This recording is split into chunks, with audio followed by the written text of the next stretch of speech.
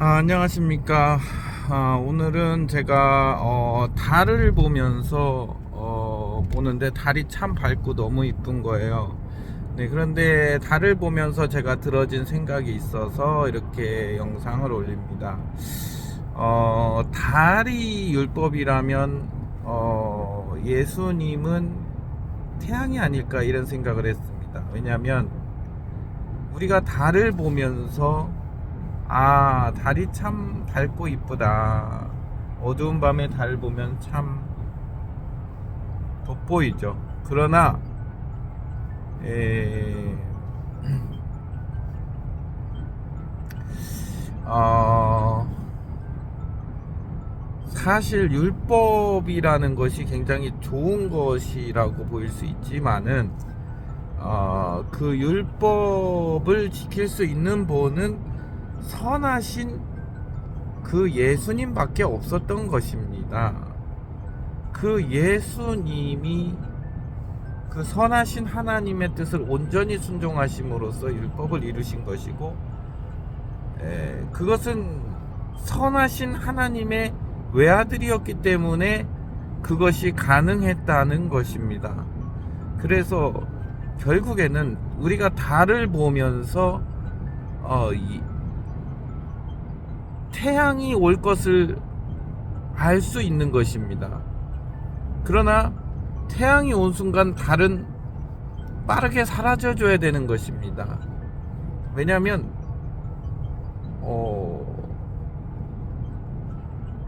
달이 빛을 내는 것이 아니라 태양이 빛을 내는 것이기 때문에 사실 달이 비추는 빛은 태양으로부터 온 것입니다. 그래서 우리가 예수님을 만난 이후에 우리가 율법을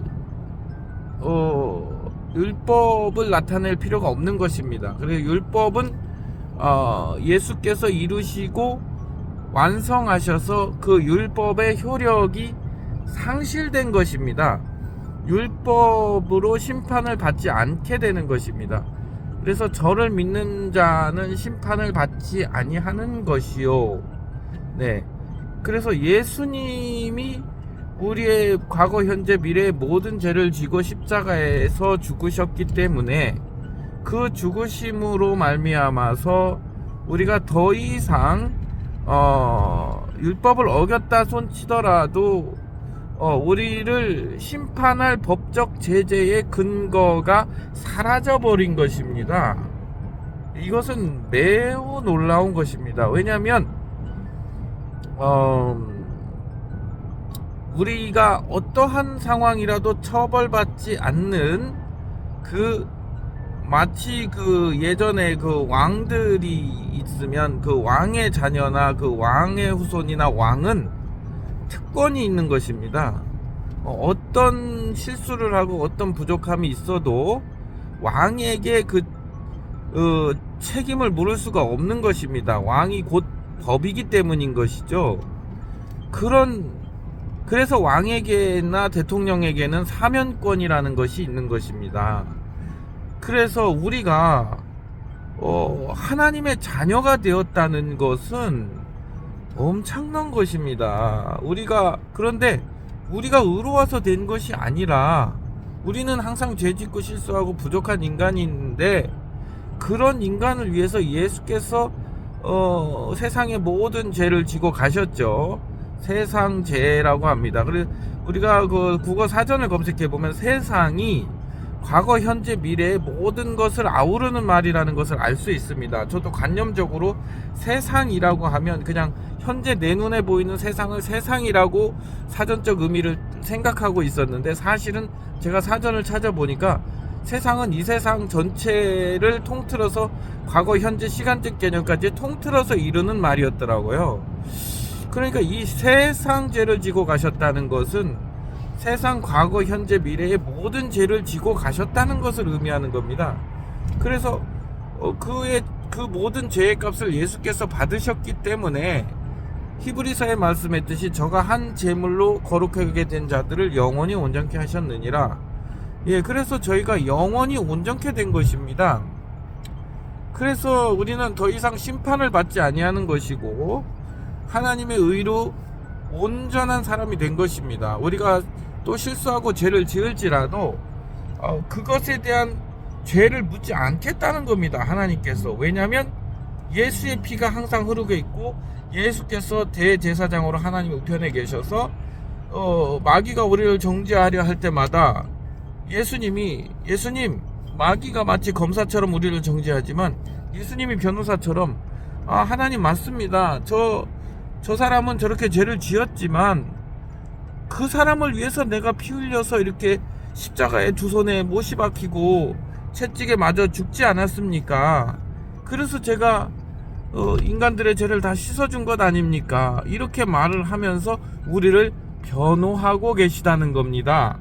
그래서 예수께서 만왕의 왕이요 만주의 주가 되시고 우리의 태양이 되시는 것입니다. 제가 태양까지 걸어가는 거리를 보니까 4,000년이 걸어서 가면, 쉬지 않고 걸어가면 4,000년이 걸린다고 하더라고요. 지구에서 태양까지. 근데 제가 계산을 해보니까 아담 이후로 예수님이 이 땅에 오셔서 십자가에 달리시기까지 약 4,000년이라는 시간이 걸린 것을 제가 계산을 해봤습니다. 근데 그것을 보면서 아담이 창조된 이후로 인간이 범죄함으로 문제가 됐는데 그때부터 하나님께서는 인간을 향한 발걸음을 같이 하셨구나. 이게 오버랩이 되면서 생각이 되는 겁니다.